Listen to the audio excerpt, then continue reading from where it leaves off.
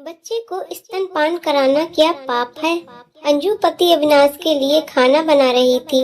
बड़ी खुश थी। पिछले कई महीनों खाली बैठने के बाद उसके पति की नई नौकरी जो लगी थी, वो लंच पैक कर रही थी, तभी उसके मायके से फोन आ गया।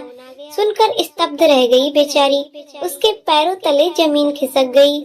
फूट फूट कर रोने लगी बेचारी। सहम सी गई खबर सुनकर। गांव से उसके बड़े भाई का फोन आया था।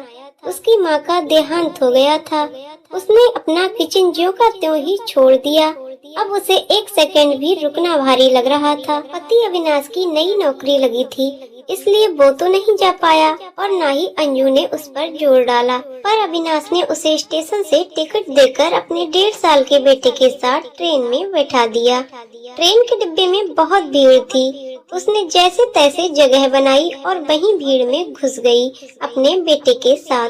पर भीड़ में उसका बेटा रोने लगा। उसने उसे चुप कराने की बहुत कोशिश की, पर वो चुप होने का नाम ही नहीं ले रहा था।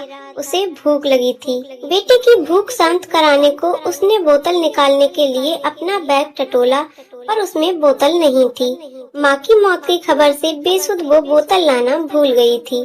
अंजू वहीं भीड़ में ही थोड़ी सी जगह बनाकर बैठ गई और उसे दूध पिलाने लगी। उसको दूध पिलाते देख ट्रेन में मौजूद कुछ पुरुष नजरें चुरा चुरा कर अपनी बुरी नीयत से उसे देखने लगे। ये सब एक अम्मा जी देख रही थी और वो अंजू को ही समझाने लगी कि तुझे बिल्कुल भी शर्म लिहाज नहीं है, ऐसे चौड़े में बैठ गई बच्चे को दूध पिलाने। ऐसी जगह पर बच्चे के लिए बोतल लेकर आना चाहिए। अंजू सर झुकाते हुए अपनी छाती को और भी ढकने लगी, पर वो अम्मा जी चुप ही नहीं हो रही थी। वो बार बार उसे बेशर्म बेहया कहे जा रही थी। बार बार सुन सुनकर अंजू को गुस्सा आ गया। एक तो वो वैसे ही सदमे में थी, ऊपर से अम्मा जी की बातें उसके दुख को और बढ़ावा दे रही थी। उसने आओ देखा न ताओ सुना दिया सबको। हाँ हूँ मैं बेशर्म, नहीं है मुझे कोई लाज लज्जा। क्या मैं कोई चोरी कर रही हूँ, क्या कोई पाप कर रही हूँ, या फिर इस खचाखच भरी भीड़ में अपने बच्चे को दूध पिलाकर कोई जुर्म कर रही हूँ? अगर बोतल नहीं तो क्या बच्चे को भूखा मार दूँ? ये सोच तुम लोगों की होगी, मेरी नहीं, क्योंकि मैं माँ हूँ।